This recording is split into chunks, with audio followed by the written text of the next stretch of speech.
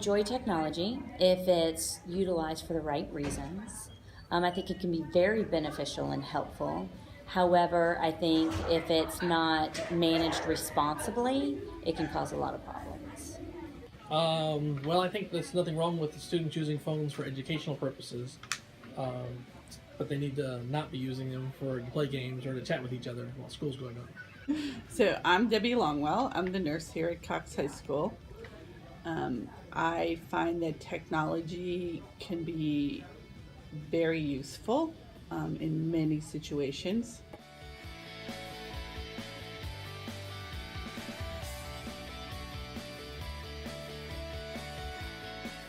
Depends on how it's used. I think sometimes it can just be thrown in the matter of education as a filler, almost as a babysitter. And in that way, I don't think it can be effective. But if it's utilized hand in hand with good instruction, I think it can be very beneficial. I feel that they have come to rely on technology, i.e., their phones in particular. Those phones give you access to all kinds of things 24/7, and it certainly has lessened the interactions that I see happening between people, because I can watch students walk down the hallways and they're, for the most part, all on their phones, looking down on their phones.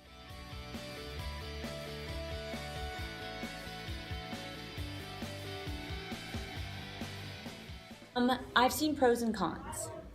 For one, it's been a pro because they're able to access information faster.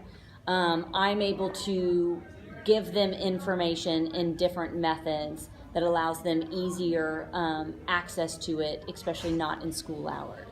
In a negative, I think sometimes it has encouraged more of a complacency or laziness because kids aren't used to putting in more effort in solving a problem or researching something. They can just expect to Google it and regurgitate whatever the first thing is that Google tells them. Phones have stopped students from learning how to use their memory. When we were kids, we had to memorize everybody's phone numbers, we had to memorize our multiplication tables. Now we use our phone for everything and we're not memorizing anything. So now when we have to remember something, we're not remembering it because our brain doesn't know how to. I think it depends on the way it's used.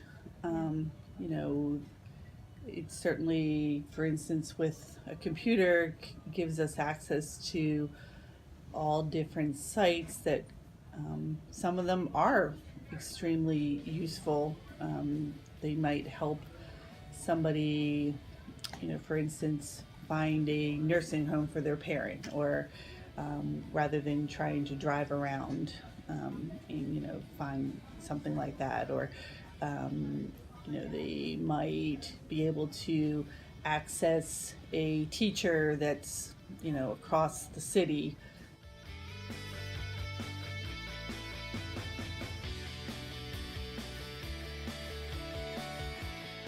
I think in a negative standpoint, it's hurting society because we're so dependent on technology. We are losing the social, personal interaction aspect of engaging with one another, of communicating with one another, because we're so easy to remove ourselves and go into a game or a text as opposed to communicating one-on-one. In a way, I think it's been very beneficial because we have a lot of access to a lot of information. I think it's helping. There's a lot more bullying that's going on via the phones and or the sites that you can access via the phones, but certainly text messaging is also included in that too.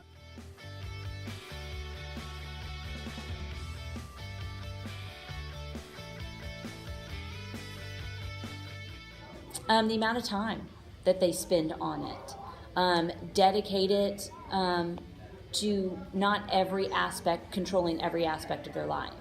If you're gaming nonstop, if you're watching TV nonstop, if you're texting nonstop, that's all that you're doing.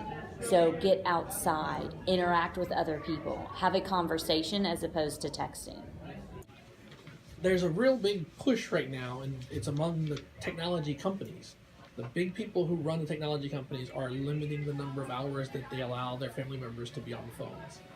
So you can set a timer or set an allowance of 1 hour or 2 hours to use your phone each day or your TV each day.